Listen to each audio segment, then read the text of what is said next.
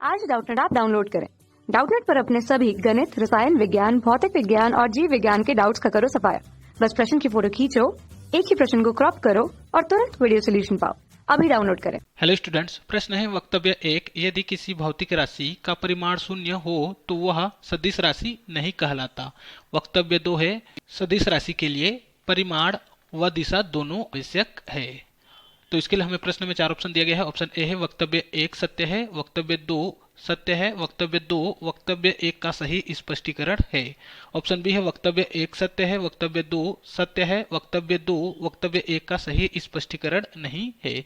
Option C है वक्तव्य 1 सत्य है, वक्तव्य 2 असत्य है। ऑप्शन डी है वक्तव्य 1 असत्य है, वक्तव्य 2 सत्य है। ठीक है, तो यहाँ हमें प्रश्न में 2 वक्तव्य दिया गया है तथा हमें इन दोनों की सहायता से हमें यह बताना है कि इन चारों में से हमारा आंसर कौन सा होगा। ठीक है, तो हमें वक्तव्य 1 में बोला गया है यदि किसी भौतिक राशि का परिमाण शून्य हो तो वह सदिश राशि नहीं कहलाता। ठीक है, तो सबसे पहले जान लेते हैं कि सदिश राशि क्या होता है। ठीक है, तो हम जानते हैं कि सदिश का अर्थ क्या होता है। सदिश का अर्थ होता है दिशा सहित। क्या होता है? दिशा सहित। ठीक है, वे भौतिक राशियां जिनमें दिशा और परिमाण दोनों होते हैं उसे हम क्या कहते हैं? सदिश राशियां कहते हैं। ठीक है, तो सदिश राशियां क्या होती है? वे भौतिक राशियां जिनमें दिशा व परिमाण दोनों होते हैं क्या कहलाते हैं? सदिश राशियां कहलाती है।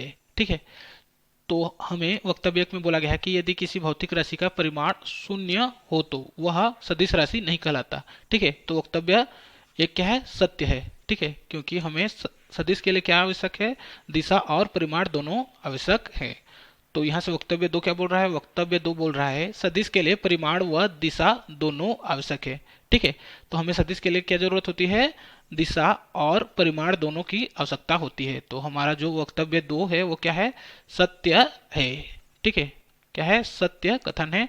तथा वक्तव्य 2 वक्तव्य 1 का सही स्पष्टीकरण भी है, क्योंकि हमें बोल रहा है कि सदिश के लिए क्या क्या आवश्यकता होती है? परिमाण व दिशा दोनों की आवश्यकता होती है। ठीक है, तो वक्तव्य 1 क्या है? सत्य है। वक्तव्य 2 भी सत्य है। वक्तव्य 2 वक्तव्य 1 का सही स्पष्टीकरण है। तो हमारा आंसर हो जाएगा ऑप्शन ए। ठीक है, और यहाँ ऑप्शन बी में क्या बोल रहा था? ऑप्शन बी में बोल रहा है वक्तव्य 1 सत्य है, वक्तव्य 2 सत्य है, वक्तव्य 2 वक्तव्य 1 का सही स्पष्टीकरण नहीं है। ऑप्शन बी क्या हो जाएगा? गलत हो जाएगा, क्योंकि वक्तव्य 2 क्या कर रहा है? वक्तव्य 1 का सही स्पष्टीकरण कर रहा है। ठीक है, ऑप्शन सी क्या है? वक्तव्य 1 सत्य है, वक्तव्य 2 असत्य है। तो ऑप्शन सी क्या हो जाएगा? गलत हो जाएगा, क्योंकि वक्तव्य 2 भी क्या है? सत्य है। ऑप्शन डी क्या है? ऑप्शन डी है वक्तव्य 1 असत्य है, वक्तव्य 2 सत्य है। तो ऑप्शन डी भी क्या हो जाएगा? गलत हो जाएगा, क्योंकि वक्तव्य 1 भी क्या है? सत्य है। ठीक है, तो हमारा आंसर हो जाएगा ऑप्शन ए। धन्यवाद। कक्षा 6 से 12वीं से लेकर नीट, IIT, JEE वो एडवांस के लेवल तक 1 करोड़ से ज्यादा छात्रों का भरोसा। आज ही डाउनलोड करें डाउटनेट ऐप या व्हाट्सएप करें अपने सारे डाउट्स 8400 400 400 पर।